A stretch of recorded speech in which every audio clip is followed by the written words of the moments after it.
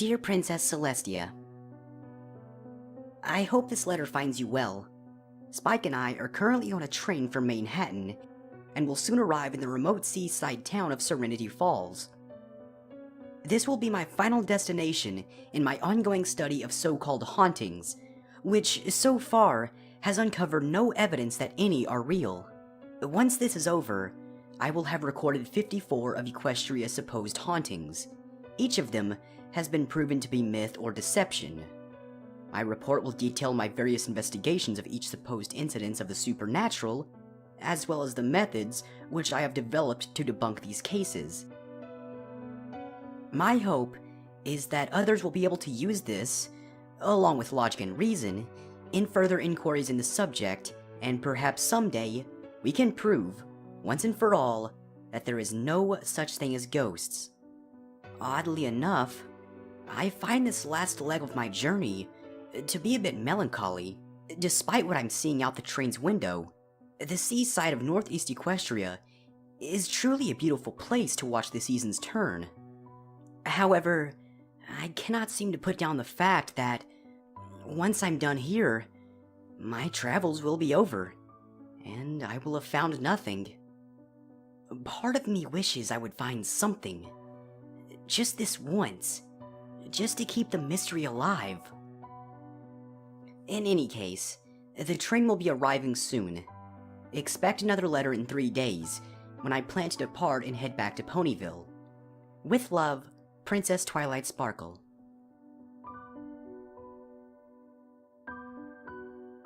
My dearest Twilight Sparkle, be very, very careful what you wish for. Remember, those who stare into the abyss will inevitably find it staring back. With love, Princess Celestia.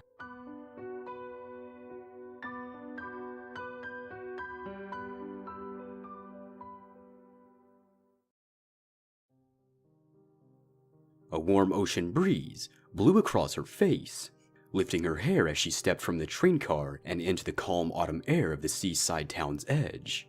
A road led from the station to the market, unpaved, and she could see the divots where the wheels of the town's single delivery cart would be pulled back once they were done unloading the cargo from the section of the train. Come on, Spike. She gave a nod, glancing back to where he was carefully stepping over the gap and onto the platform. The inn isn't far from here. They walked down from the single platform and began down the road, alone. They had been the only passengers coming out this far, and had spent the last stretch alone. This station was new, and the track to it had only been laid a few years back.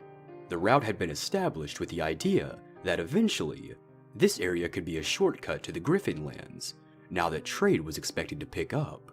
Behind them, the train gave a chugging hiss and began to pull backwards down towards the rest of civilization, not to return for a few days.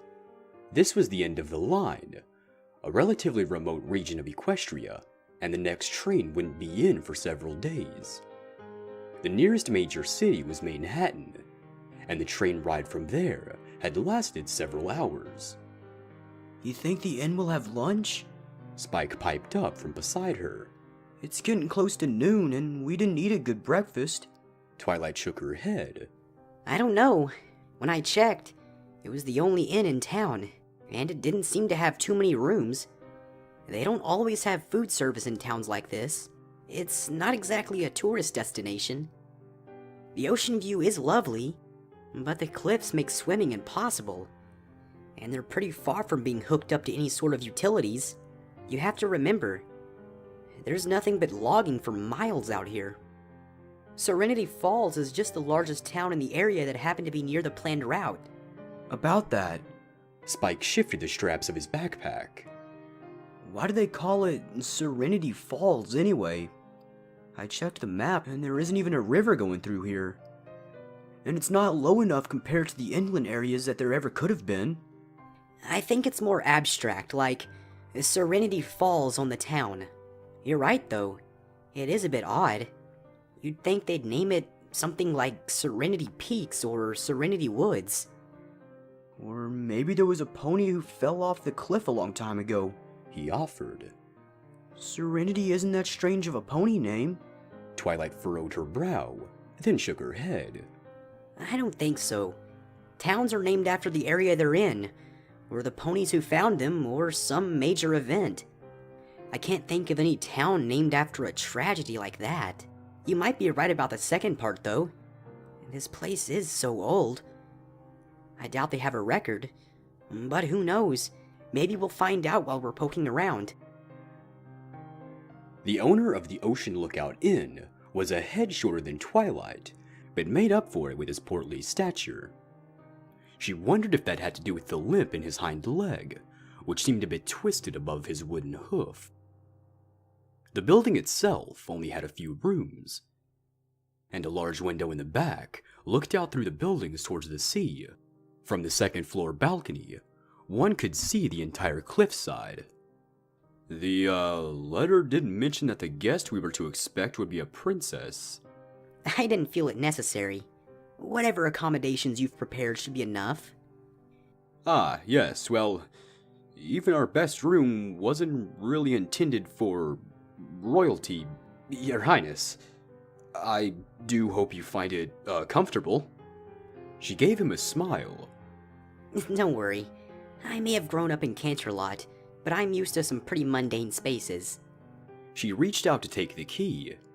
The innkeep held it up, but glanced past her, looking at Spike, who was looking out the window at the ocean in the distance.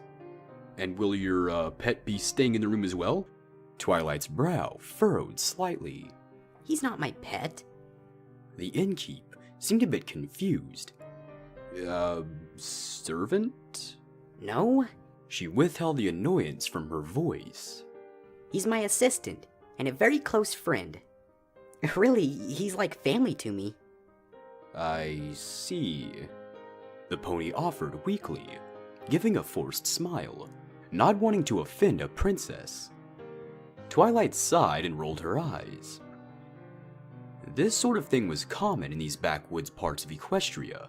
The most they'd ever seen or heard of other creatures tended to be stories from afar, mostly fictional, mostly depicting ponies as civilized heroes, and the other creatures as brutes and villains.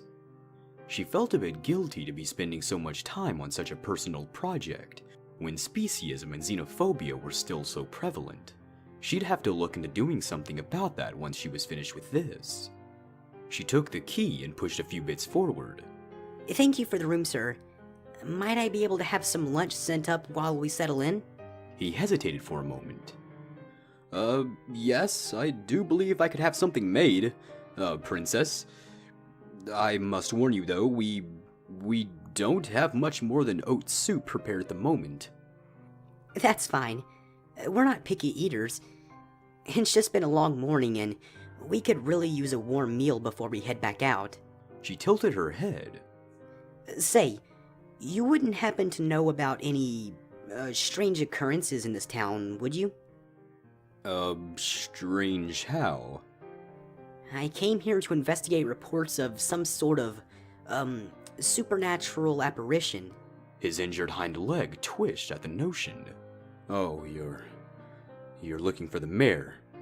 Yes! Her smile widened. I'm here to investigate the Mare In White. He stepped back from the counter ever so slightly at the mention of her name, his voice lowering to a hush. You aren't likely to find her. She only shows herself to ponies when she wants to.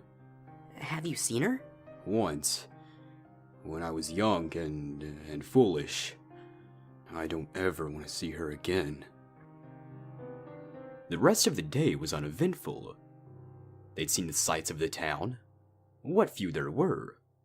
In a town of well under 1,000 ponies, there was only one place to buy most things, and certainly not much in the way of entertainment. This town wasn't a tourist destination, and even though, as she said, the railroad was supposed to cause an expansion, that wasn't happening here. It was as if the town had been frozen at its current size. A surprising few were interested in telling her about the Mare In White. And even then, they only spoke frightfully, as if even speaking of her might bring some wrath upon them, Some of them had outright told her she should stop looking. Spike had rolled his eyes at this notion. Twilight? Stop? Yeah, as if that would ever happen. Twilight became increasingly frustrated as the afternoon dragged on. She couldn't fathom this. Every pony in town seemed to agree that the mare was real, but none of them seemed the least bit curious about who she was, or where she had come from. A few had mentioned that she was some sort of ancient demon or witch. She'd pieced together that local folklore spoke of her dragging off foals into the night to feast upon them in her lair. Even the town records hadn't been any use. Only 4 mentions of the mare in them, all off hoof. The earliest one dating back to the beginning of the recording, a little over 200 years ago. The town had existed for quite some time before that. Ponies had been settling this region since before the princesses first came to power. They had returned to the hotel empty-hooved and ate their dinner in silence. Twilight might have otherwise gone back out, but after a day without any excited stories of grandiose claims, or even ponies trying to sell her a ghost tour, she didn't feel up to more disappointment. I don't get it, Spike. In every other town, there were ponies rushing to capitalize on the tourists looking for the spooky ghosts. But here, it's like they don't want anything to do with it. Maybe it's a group of criminals trying to hide some sort of smuggling ring, and they don't want them bringing ponies around to look where they work. But that doesn't make any sense. A supposed haunting is bound to bring some pony around to look at it. And even then, what could possibly be out here? We're too far from anything else for it to be any smuggling routes, and any infrastructure out here would stick out like a sore hoof. She stepped over to the window, her hooves clacking against the faded wooden floor of their room. This town didn't even have a nice hotel. It seemed no pony even cared about this supposed ghost, despite multiple ponies claiming to have seen it. It was as if she was the only pony who cared to look into the so-called Mare In White. She sighed as she placed her hooves against the window and looked out over the tree line, wondering if being here was even worth it, or if she should give up on it and enjoy the seaside. And that's when she saw her.